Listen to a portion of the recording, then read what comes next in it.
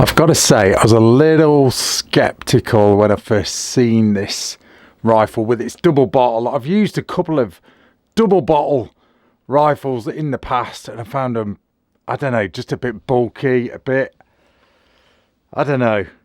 much. But this little compact Prince, well, it's not the actual compact. The compact has just the one little bottle like that. But this is the Prince. It has the double bottle. I find pretty cute, if I'm perfectly honest. It's not, I don't know, in your face. It's just cool. It looks very good. And it's a bit of a gas guzzler, I ain't gonna lie. It does suck the air a little bit. So in my findings, the efficiency isn't massive, if that makes sense. I've not got a full shot count, but after doing a bit of clicking about on the internet as well, it seems that people do find that these are a bit air hungry. But I've used the Uragan 2, the full length sort of standard version, and that was really good. That had a massive shot count, and just pretty much liked all ammunition, all ammo, pellet wise. It was really accurate. But that said, I'm not going to judge it by whether it's a bit of a gas guzzler. At the end of the day, it's a compact rifle. It is what it is. I think for the sheer cool factor of it and the good looking, I think it's good looking. I mean, this one is in carbon fibre as well, the carbon fibre look.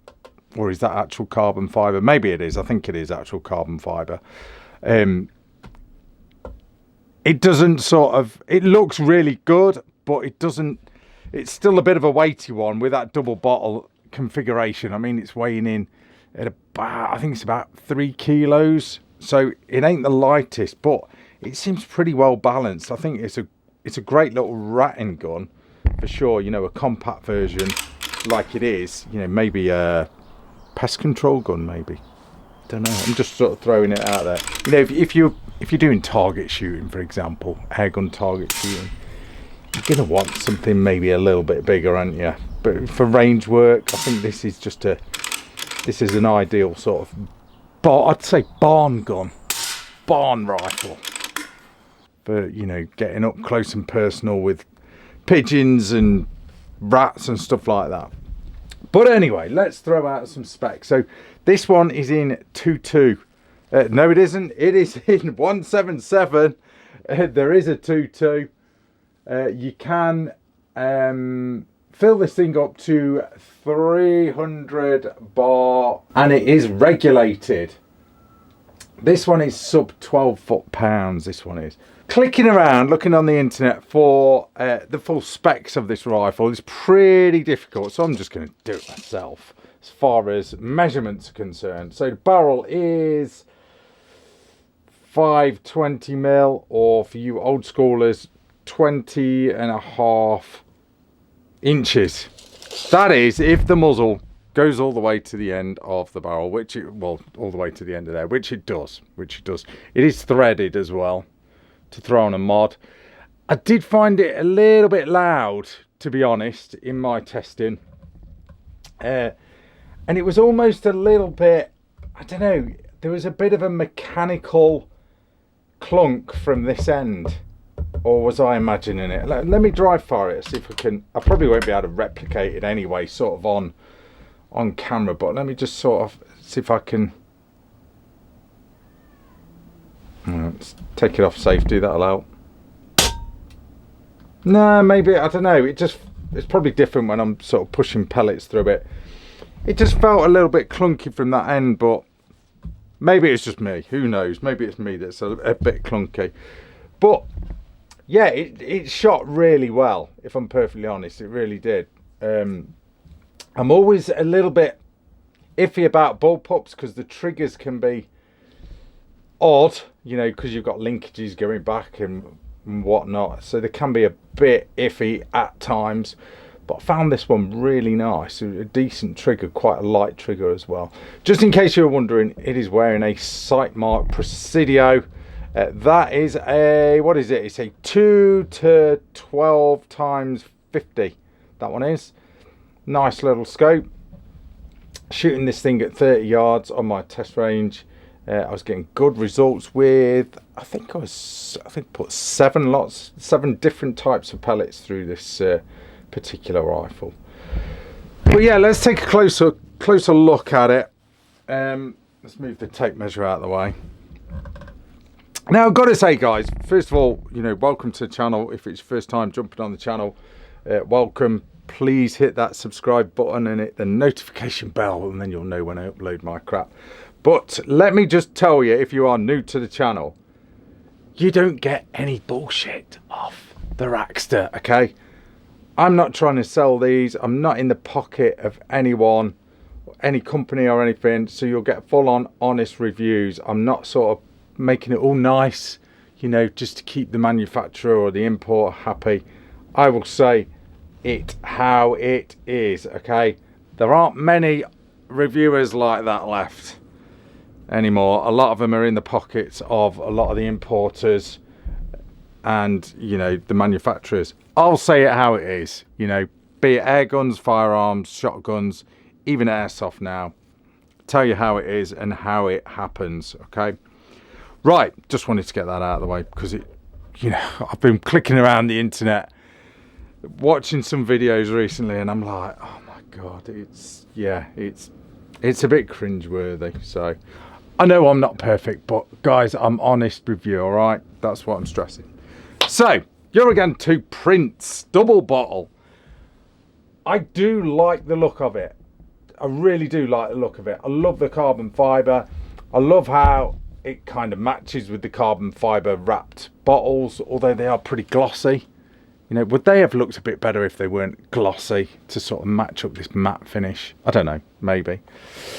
Cocking lever on this one is on the left hand side, okay? You can switch it round to the right hand side, but as I've said in previous videos, a lot of shooters now are coming round to, dare I say, my way of thinking. It's not really my way of thinking, but I'm a lefty, and I'm that used to using right-handed cocking levers that after a bit you discover that actually it's quite an advantage, because you can shoot, pull, cock, shoot, cock, shoot, cock, shoot, cock, you know, without really having to move that much. You righties are sort of getting the feel of that now, and a lot of right-handed shooters are having the cocking lever on the left-hand side just to, you know, sort of give you that same sort of feel. So ambidextrous, pretty well, it's full on ambidextrous. This rifle is really, really nice. The magazines, let's talk about the magazines. I love the magazines. They are clockwork, but you literally just turn it and put a pellet in, turn it, put a pellet in, and just go all the way around until it's full. That's it. You ain't got to figure out whether to take a lid off, wind it up, hold it, put a pellet in backwards, and just totally confuse yourself.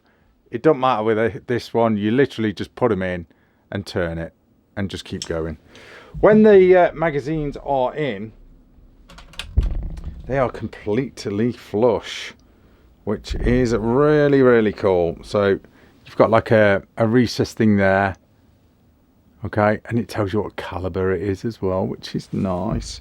And then that recess bit there on the mag sort of interfaces with the barrel pretty much, okay. You put the mag in, there it is. It won't close because it's got last shot stop on it, but look how flush that is. FX, if you're watching, you might learn something from that, okay. But that is how the magazine goes in. Let's just, I'll leave that cocked actually, because we'll try the trigger. The trigger itself is a straight blade, which is really nice. It's a 2-stage. There's your safety catch, okay. Ambidextrous safety catch. I like that. I do like that.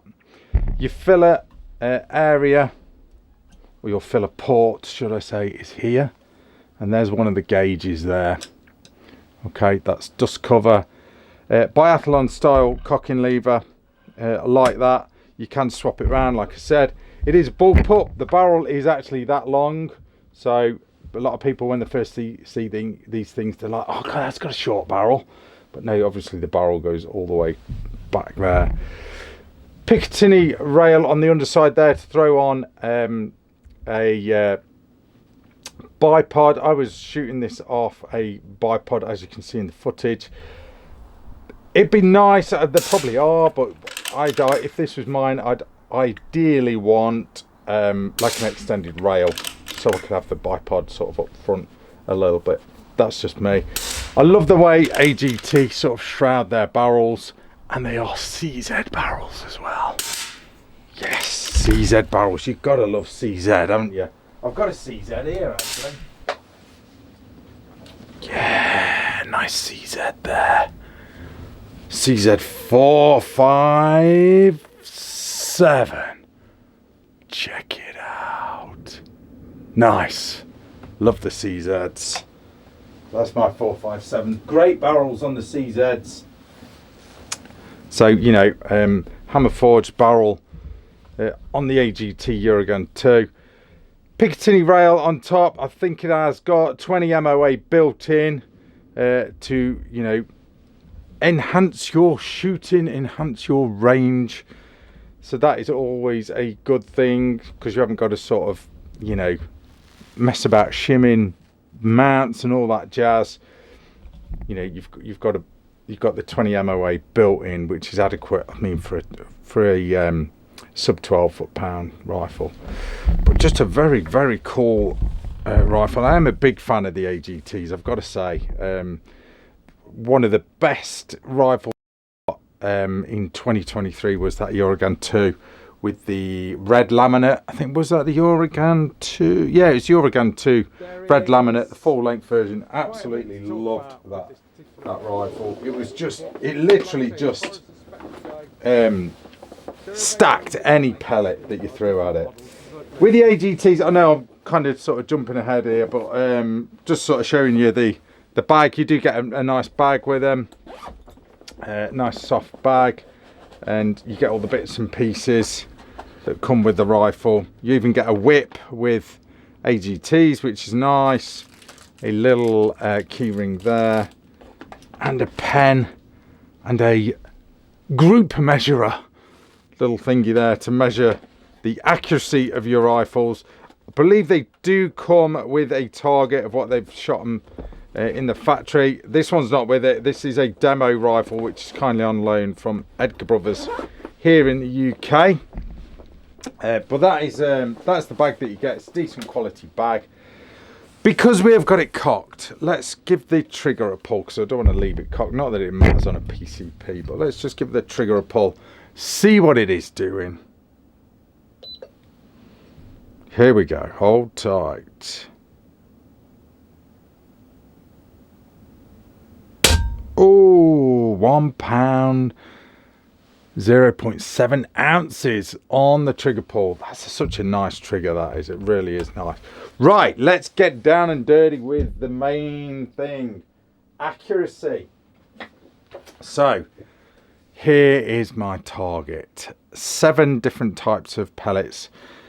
I've got to apologize to you guys. A lot of the viewers are saying I sort of flash these targets past the camera too fast like that. There you go, done. I will be a little bit slower, okay? So first of all, H&N Field Target Trophy. This is always like my go-to sort of test pellet, okay? This is how it did at 30 yards, right? So it's all these ones. I will go nice and slow. These are 3-shot groups at 30 yards. Finger is there just for size, basically. 30 yards. Don't ask me what happened there. I had a flyer. Don't know. Okay. So they are the H&N Field Target Trophies. Next up was the Norma Golden Trophy FTs, the heavies. Okay, 9.1 grains. That's all these here. Nice group there. One whole groups. Now I didn't zero for, you know, all these different pellets. I zeroed for the H&M Field Target Trophy, but then I just had the same, I just aimed in the same place for the rest of these targets, okay? So 3-shot groups. Okay. Nice. Then it was the JSB Hades. We all know and love these. They were 10.34 grains. These spread out a little bit, which is quite interesting because these are usually really good, but I think we've got 2 shots there in one hole. Okay.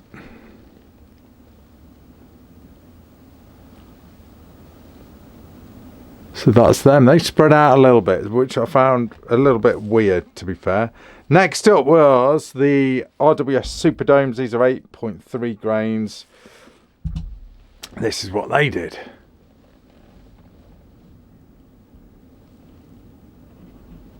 Three-shot groups. Okay. Then the problem child that usually is the H&M Barracuda Greens. These are not lead. These are non-toxic. They are actually tin. And these are 6.64 grains. Amazingly, with these being light, these drop lower, which does not make any sense. But that's how they did. They weren't bad. I thought they would have dropped higher, being lighter, but don't know. Very weird. Not bad though, not bad groupage. And then next up was the JSB Exacts. These are 8.4 grains. Okay. These landed pretty much here.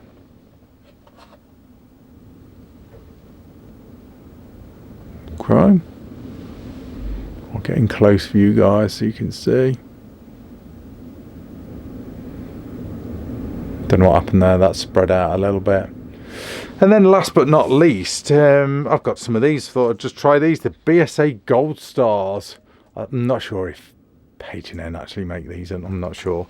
But they were 8.64 grain. Last but not least, that's how they did.